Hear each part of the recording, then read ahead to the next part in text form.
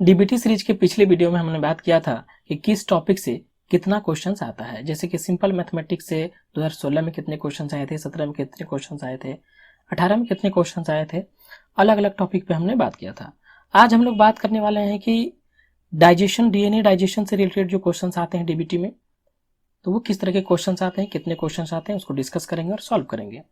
अगर आपने हमारा पिछला वीडियो नहीं देखा है जिसमें ये डिस्कशन था, तो आप इस वीडियो का लिंक आपको डिस्क्रिप्शन में मिल जाएगा और आप आसानी से इसे देख सकते हैं।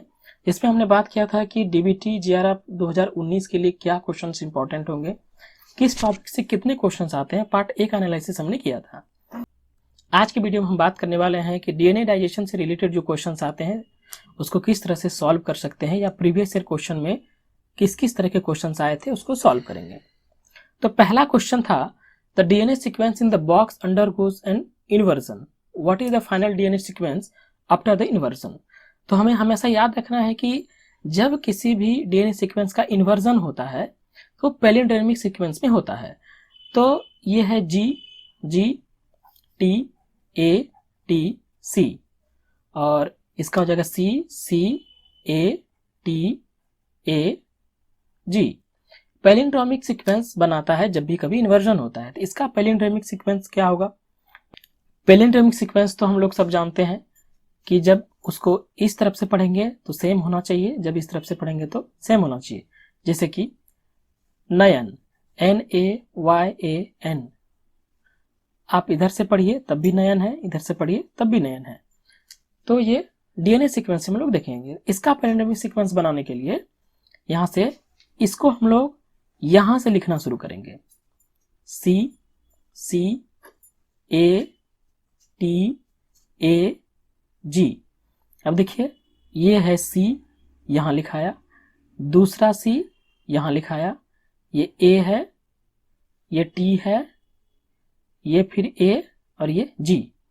अब आप इसको फ्रेशली अगर यहां लिख के देखेंगे तो G G T A T C, G A T A C C. Second sequence इसका होगा C C A T A G, C T A T G G. ये इसका इन्वर्जन हुआ क्योंकि ये इसका पैलिंड्रोमिक सीक्वेंस है। अब देखिए कि ऑप्शन में से ये ऑप्शन कहां पर है। तो ये ऑप्शन दो जगह पर है। एक 3 नंबर के ऑप्शन में है जी ए टी ए सी सी, दूसरा ऑप्शन 4 नंबर में है। तो कैसे डिसाइड करेंगे कौन सा आंसर है। तो यहां सिर्फ क्वेश्चन में कहा है कि सिर्फ बॉक्स का सीक्वेंस जो है वो इन्वर्जन में गया है। तो 3 नंबर के ऑप्शन में देखेंगे कि ये सी सी जी ए से शुरू है, मतलब कि ये ओरिजिनल सीक्वेंस में तो सी से ये शुरू ही नहीं था, मतलब कि 3rd नंबर आंसर नहीं होगा। 4th नंबर को अगर देखेंगे तो ये ओरिजिनल सीक्वेंस है टी ए जी सी सी, और ये जो पैलिंड्रोमिक सीक्वेंस है जो कि इन्वर्जन है ओरिजिनल सीक्वेंस का, इसका आंसर हो जाएगा 4। नेक्स्ट क्वेश्चन है, a DNA with the sequence, ये सीक्वेंस डीएनए का दिया हुआ है। अब पीसीआर करना है तो पीसीआर के रिवर्स प्राइमर चाहिए। रिवर्स प्राइमर कहने का मतलब है कि ये 3 डैश से 5 डैश की तरफ मूव करते हुए होगा। तो यहां पे इसका 3 डैश पे है सी, जिसका होगा जी, फिर जी, फिर सी, फिर ए, फिर टी, फिर सी, फिर टी। तो इस तरह का प्राइमर होना चाहिए।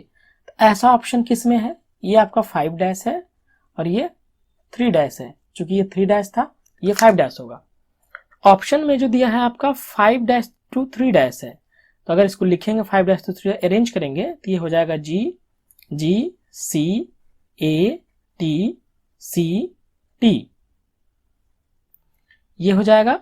ये ऑप्शन आपका किस में है, ये ऑप्शन है आपका ए नंबर में, मीन्स कि यही आपका आंसर है। रिवर्स प्राइमर जो होगा वो ऐसा होगा। एक और ऑप्शन है इसमें जी जी ए सी, यहां तक ठीक है लेकिन इसके बाद से ये मैच नहीं कर रहा, इसलिए इसका आंसर हो जाएगा ए। अब नेक्स्ट क्वेश्चन है तीसरा, एक 34 KB लीनियर डीएनए, एक 34 KB का लीनियर डीएनए है, मान लेते हैं ये यहां से यहां तक 34 KB है। इसे दो एंजाइम से कट किया गया है। पहला एंजाइम है हिंड थर्ड और दूसरा एंजाइम है BAM-H1। यहां पे दिया गया है कि जब हिंड थर्ड से काटा जाता है तो ये 20 KB और 40 KB का फ्रेगमेंट बनाता है। इसको दो भागों में बांटेंगे, ये हो गया आपका 14 KB और ये हो गया 20 KB। अब जब BAM-H से इसको डाइजेस्ट किया जाता है तो ये 3 सीक्वेंस देते हैं। पहला सीक्वेंस 4 KB का, दूसरा 12 KB का, तीसरा 18 KB का। तीसरा जो सीक्वेंस है 18 KB का, वो 14 KB के बीच में डाइजेशन नहीं हो सकता। इसका मतलब है कि वो 18 KB 20 KB के डाइजेशन का है, मतलब कि वो यहां से डाइजेस्ट किया है, ये हो जाएगा 18 KB और 4 KB 12 KB यहां पे डाइजेस्ट किया होगा 4 KB का,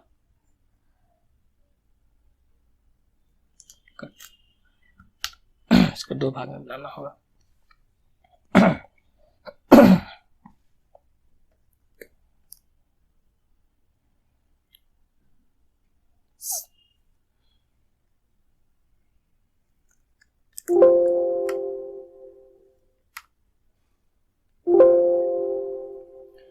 ये मान लेते हैं कि 34 KB का डीएनए है, लीनियर डीएनए। इसको जब पहला एंजाइम हिंड थर्ड से डाइजेस्ट किया गया तो ये दो भागों में बटा।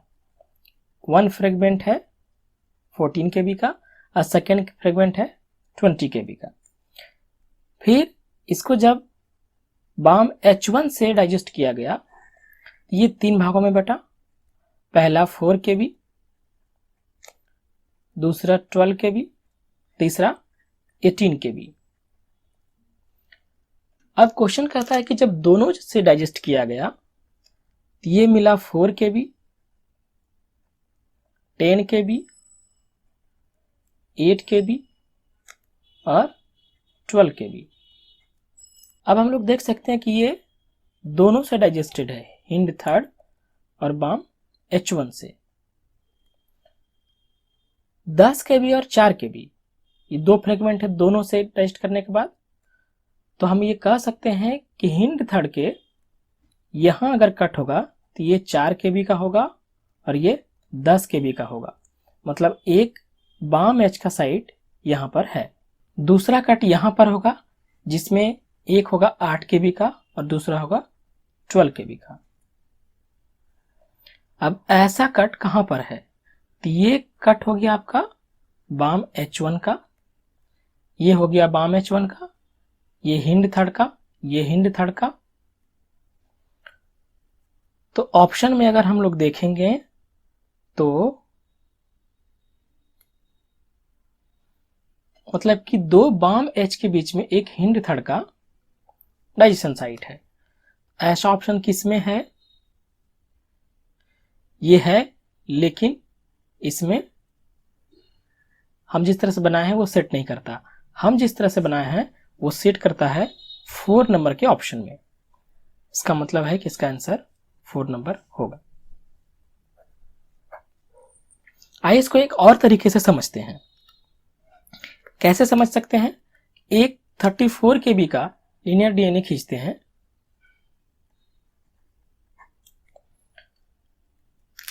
टोटल फ्रेगमेंट जब दोनों से डाइजेशन होता है तो 4 फ्रेगमेंट होता है। एक 4 KB का, दूसरा 10 KB का, तीसरा 8 KB का, चौथा 12 KB का। अब देखेंगे अगर हम हिंड थर्ड से इसका डाइजेशन कराते हैं तो ये डाइजेशन यहां पर होगा, तो टोटल होगा ये 14 KB और ये होगा 20 KB। ये मैच कर रहा है। अब अगर BAM-H1 से डाइजेशन कराते हैं तो ये 3 फ्रेगमेंट देता है, मतलब कि इसका 2 साइड्स है। तो हो सकता है एक साइड से यहां हो, 4 KB आ गया हमारा, दूसरा 12 KB आना था, एक अगर यहाँ होगा बाम H1 का, ये है बाम H1 का, तो ये हो गया 12 kb दूसरा फ्रेगमेंट। और सिर्फ बाम H का करेंगे तो एक यहाँ से कटा था, एक यहाँ से कटा था, ये फ्रेगमेंट पूरा बच जाएगा 20 kb। तो ये हिंड थर्ड से भी सेटिस्फाई है, बाम H से भी सेटिस्फाई है, और जब दोनों से एडिशन होता है तो उससे भी सेटिस्फाई है। मतलब कि 4 नंबर ही इसका आंसर सही है, ऑप्शन 4। नेक्स्ट क्वेश्चन, एक student sequenced DNA using the Sanger's method, the DNA sequence is. तो हम लोग देखते हैं कि जी का फ्रीक्वेंसी 1 है, मतलब 1 टाइम जी आया है, 2 टाइम ए आया है, 1 टाइम टी आया है, 1 टाइम सी आया है। इस तरह के क्वेश्चन काफी इजी होते हैं। तो इसका सीक्वेंस बनेगा जी ए टी सी, मतलब एक ऐसा सीक्वेंस जिसमें एक जी हो, 2 ए हो, एक टी हो और एक सी हो। ऐसा सीक्वेंस ऑप्शन में कौन सा है? ये 2 नंबर, मतलब कि इसका सही आंसर। नेक्स्ट क्वेश्चन है, a DNA fragment was digested with restriction enzyme X with the recognition sequence. Figure में हम लोग देख सकते हैं इसका रिकॉग्निशन सीक्वेंस, ये यहां से कट करता है यहां तक, ऐसे कट करता है। That would cleave the position of a arrow as shown. You want to clone this fragment in a vector. Does not contain the restriction side of x. जिससे हम लोगों ने डाइजेस्ट किया है उसका रेस्ट्रिक्शन साइड वो नहीं रखता है। Which one of the following enzyme will use to digest the vector? इसमें से कौन सा एंजाइम हम लोग वेक्टर के डाइजेशन के लिए यूज करेंगे? इस तरह के क्वेश्चंस में सिर्फ इस बात का ख्याल रखना है कि जो क्लिप साइट है क्या जनरेट करता है। तो ये जनरेट कर रहा है यहाँ पे जी ए टी सी, सी जी, ये साइट जनरेट कर रहा है। तो हमें कोई ऐसा सीक्वेंस चाहिए जो इसको मैच करे। तो हमारा सीक्वेंस होगा जी ए टी सी, यहाँ पे कोई भी सीक्वेंस हो सकता है, ये मैच करना चाहिए। तो ये किसमें है हमारा सीक्वेंस? अगर देखेंगे हम लोग तो ऐसा सीक्वेंस सिर्फ इस एंजाइम रेस्ट्रिक्शन एंजाइम सी क्लीव करने के बाद ये जी ए टी सी है। इसका मतलब कि यही वह एंजाइम है जिसके द्वारा हम लोग डाइजेस्ट करने पर रिकॉग्निशन साइट के जैसा स्टिकीन डेवलप होगा। तो इसका आंसर हो जाएगा C. Question 6, a plasmid DNA when digested with eco R1 give a single band of 16 kb। हम लोग जानते हैं कि प्लाज्मिड सर्कुलर होता है, सिर्फ एक बैंड देने का मतलब है कि इको R1 का एक साइड है, इसको कट करने के बाद ये लीनियर हो जाता है और 16 kb का बैंड देता है। When the same plasmid was digested with the BAM H1, it gives 2 band of 6 kb and 4 kb। जब इसको BAM H1 से किया जाता है डाइजेस्ट, ये 6 kb का देता है और 4 kb का देता है, लेकिन टोटल हमारा प्लाज्मिड है 16 kb का। इसका मतलब है कि 6 kb का 2 फ्रेगमेंट होगा और एक फ्रेगमेंट होगा 4 kb का, लेकिन बैंड तो एक ही आएंगे क्योंकि 6 kb ही है। इसका मतलब है कि बाम H का 3 साइड्स हैं। ये अगर 16 kb का मान लेंगे तो ये 6 kb आता है, ये 6 kb और ये 4 kb का। चूंकि बैंड में एक साइज का डीएनए एक ही जगह होता है तो एक बैंड आएगा 6 kb का, एक बैंड आएगा 4 kb का। तो टोटल जो कंक्लूजन है वो ये है कि इको R1 का 1 साइड है और बाम H1 का 3 साइड्स है। अब ऑप्शन में चेक करते हैं किसमें है। Single sides of Eco R1 2 sides of Bam H, गलत है। Single side of Eco R1 3 sides of Bam H, यही सही ऑप्शन है, किसी और में नहीं होना चाहिए। Single sides of Eco R1 2 sides of Bam H, गलत है। 2 साइड्स ऑफ इको R, ये तो है ही नहीं, गलत है। इसका मतलब कि इसका आंसर बी नंबर है।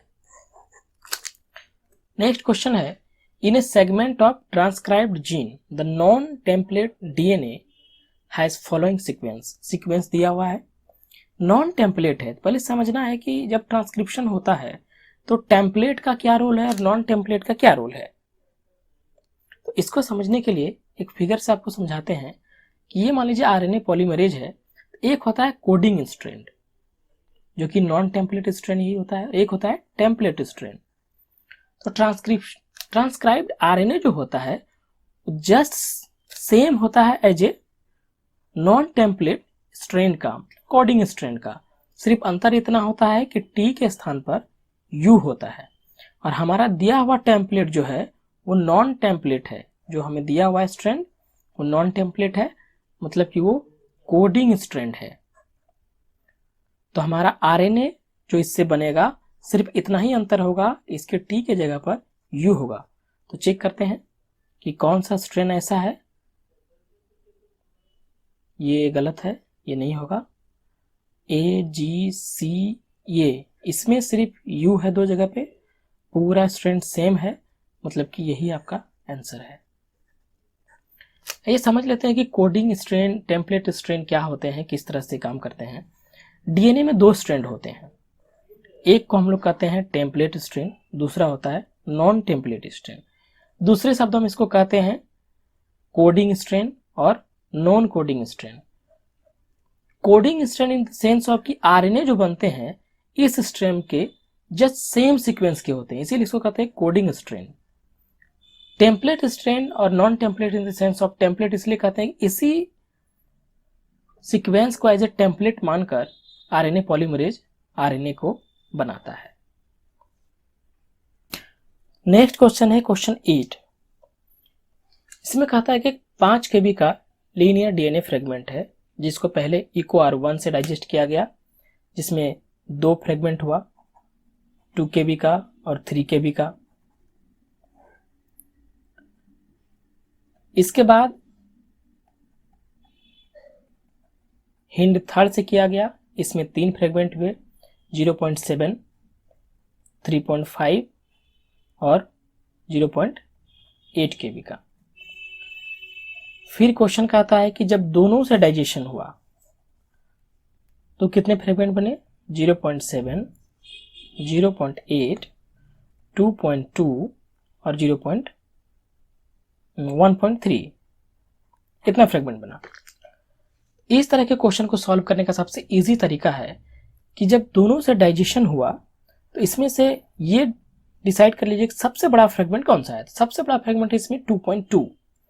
इसका मतलब है कि जब EcoR1 से पहले डाइजेशन हुआ 2 kb का, इससे 2.2 हो नहीं सकता, 2.2 आएगा, इसका मतलब कि 3 kb का डाइजेशन हुआ, इससे छोटा है। तो 3 kb में एक तरफ से यहां से इसमें ले लीजिए 2.2, मतलब एक कट यहां होगा हिंड थर्ड का। अब 2.2 अगर यहां कट हो गया है तो यहां कितना बच गया, 0.8, ये हो गया 3 kb कंप्लीट हो गया। इसका मतलब कि एक साइड यहां पर था हिंड थर्ड का, अब बच गया 2.2 kb का, लेकिन 2.2 kb जब दोनों से एडिशन होता है ही नहीं, इसका मतलब इस बीच में कट हुआ है, एक कट होगा इसमें। अगर यहां करते हैं तो ये हो जाएगा 0.7 और 1.3 का, मतलब एक साइड हिंड थर्ड का यहां भी है। अब इसको फ्रेशली अगर यहां लिखते हैं तो पहला साइड था EcoR1 का यहां पर, जिससे ये 2 kb और 3 kb में बट गया था। यहां से पता चला कि एक यहां पे हिंड थर्ड का है, जिससे ये 2.2 kb और ये यहां पहले से कटा हुआ है, तो ये बच गया 0.8 kb।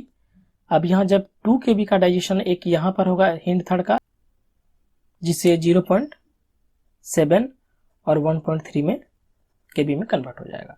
इसका मतलब कि हिंड का 2 साइड्स है और EcoR1 का 1 साइड्स है।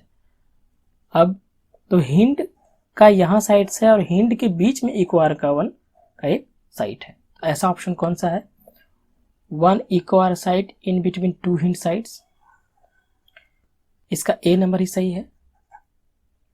दूसरा था 1 हिंड साइड बिटवीन 2 EcoR1 का, तो 1 ही साइड है, ये गलत है। 2 hind side followed by the 1 EcoR, ये भी गलत है। 1 EcoR side followed by 2 hind side, ये गलत है। 2 हिंड साइड के बीच में एक इक्वारमेंट का साइट था। अगर आप हमारे चैनल पर नए हैं और अभी तक सब्सक्राइब नहीं किया है तो हमारे चैनल को लाइक करें, सब्सक्राइब करें और वीडियो अच्छा लगे तो शेयर भी करें। और अगर आप हमारे पुराने सब्सक्राइबर हैं तो thank you so much for watching the video. It's time to ask the questions. Now it's your time to ask the questions. If you have any query or questions related to this topic, feel free to ask the questions in comment box please. और अगर आपके relation में भाई बहन या कोई ऐसा है जो नीट का तैयारी करते हैं, प्रिपरेशन करते हैं, कॉम्पिटिटिव एस्पायरेंट हैं, तो उन्हें भी वीडियो सजेस्ट कर सकते हैं। इसमें एनसीईआरटी से रिलेटेड वीडियोस आते हैं। नेक्स्ट वीडियो हम बनाने वाले हैं एंजाइम एक्टिविटी पे। जैसे कि हमने पहले बताया कि क्वेश्चन एनालिसिस कर दिया गया था, अब एक एक टॉपिक पर सभी प्रीवियस ईयर क्वेश्चन का एनालिसिस करेंगे। नॉर्मली क्वेश्चंस देखते हैं कि प्रोटीन प्यूरिफिकेशन से किस तरह के क्वेश्चंस आते हैं।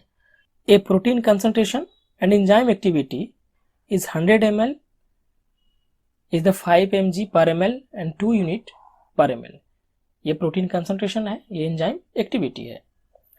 अब तक the multiple step of purification, जब मल्टीपल स्टेप हो जाता है प्यूरिफिकेशन का तो फाइनल 10 ml बचता है, जिसमें कि 4 mg पर ml के कंसंट्रेशन का प्रोटीन है और 15 यूनिट पर ml का एंजाइम यूनिट है।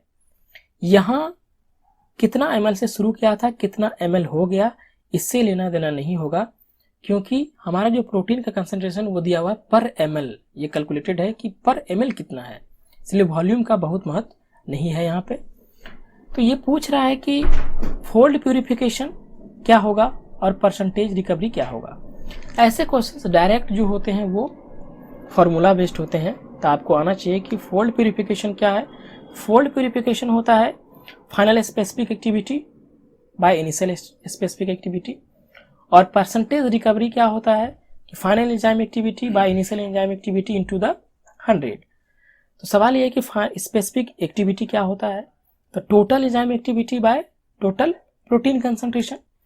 तो बस इसको फॉर्मूला पे रखना है। तो इनिशियल स्पेसिफिक एक्टिविटी पहले निकालेंगे, तो इनिशियल स्पेसिफिक एक्टिविटी क्या हो जाएगा, total enzyme activity. Total enzyme activity क्या है, इनिशियली 2 यूनिट,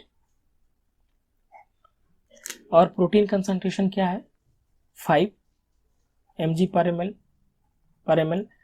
ये हो गया आपका 2/5।